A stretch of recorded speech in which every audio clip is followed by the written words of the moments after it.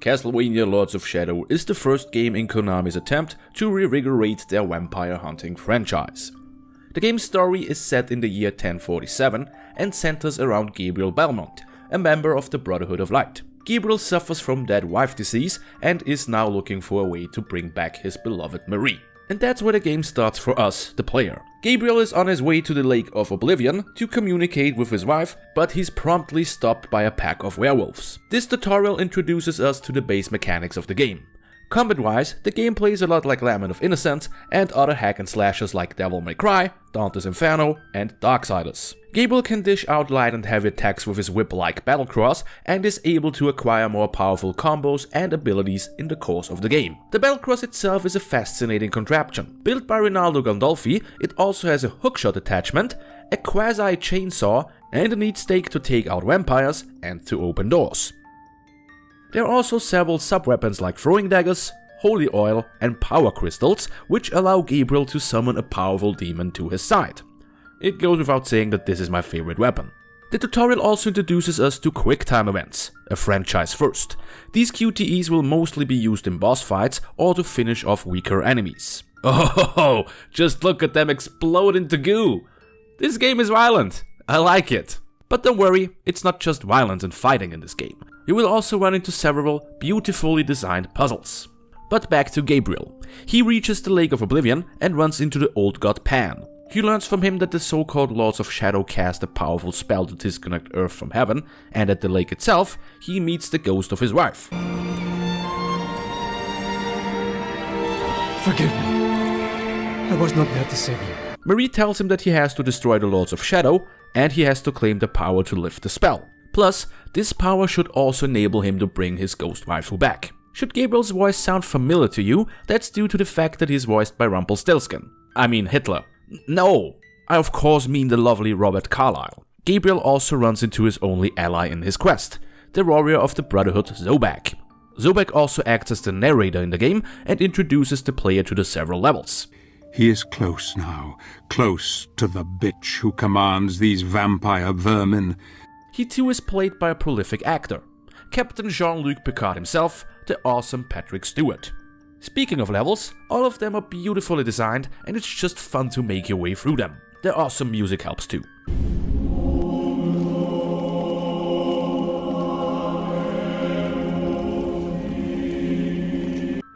But back on track. Gabriel first has to travel to the ancient city of Agartha to take out Cornell, the Lord of Werewolves. That doggy is put down easy. Our hero finds a piece of the so-called God Mask and moves on to the castle of the vampire Lord Camilla. Ooh, look at that. Nice. Okay, I take it back. Maybe not so nice. The vampire lady gets a good penetration and Gabriel claims the second part of the mask for himself. It also turns out that the Lords of Shadow were created by the founders of the Brotherhood of Light. They used the God Mask to turn into godlike beings. But there was a catch. Only their spirits ascended into the heavens. Their bodies were left behind on Earth and turned into the Lords of Shadow. The last part of his journey leads Gabriel into the land of the dead, where he meets these things.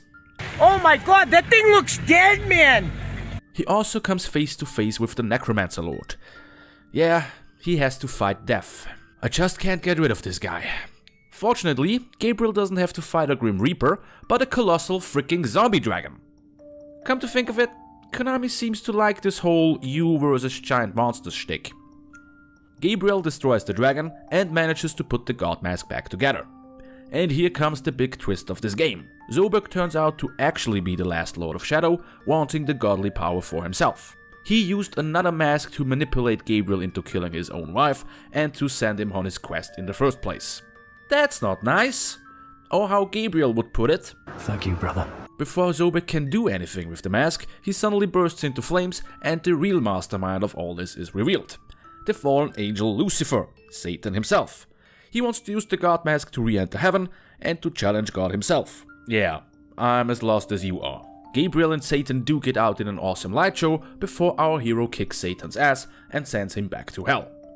The game ends with Gabriel and Marie sharing a last kiss before she goes to heaven, leaving a heartbroken Gabriel behind. But wait, that's not the real ending of the game. We still have to talk about the downloadable content, so let me add 3 more minutes to the clock. Hey, The title says in about 5 minutes, not 5 minutes exactly. Turns out that killing the Lords of Shadow wasn't that great of an idea after all, as the DLC Resurrection shows us. Gabriel is called to Camilla's old castle by a young vampire named Laura. She tells him that the founder of his brotherhood imprisoned an old powerful demon under the castle, and now that they are gone, this demon is about to break free. There isn't much I can tell you about this DLC, it does add a few extra puzzles and parkour sections though. Gabriel eventually reaches the prison of the nasty demon, but is confronted with a problem. Humans can't enter the prison, so he decides to drink Laura's blood to become a vampire. And the poor little thing dies in the progress. Yep, Gabriel is a bad dude now. Gabriel now faces off with the Forgotten One, a real tough cookie. He destroys him eventually by somehow absorbing part of his power. And if you thought that was the end of the game, you're mistaken. We still have to figure out what happened to Gabriel afterwards. And what of you?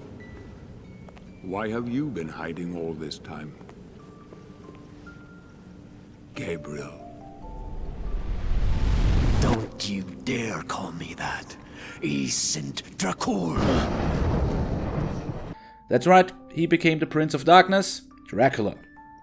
And how is Sobek back? And why are they in the modern day? I guess we have to find out in Lords of Shadow 2. Well, here is my personal rating. This game is quite a ride. I was stunned by the graphical upgrade of the Ultimate Edition, and the sound design is great as always. The combat was alright, even though it felt a little bit too repetitive towards the end of the game. The story is great, and even though we already saw a main character's transformation into Dracula with Soma Cruz, Gabriel's tale felt more dramatic and tragic. You follow him on his descent into darkness, and even though he becomes the Dark Lord in the end, you still feel bad for him. I would give this game a perfect 10 out of 10, let alone for the sweet character design. But it felt a little bit too drawn out in the end, without adding much to the experience. That's why I give Castlevania Lords of Shadow 9 out of 10 murdered wives.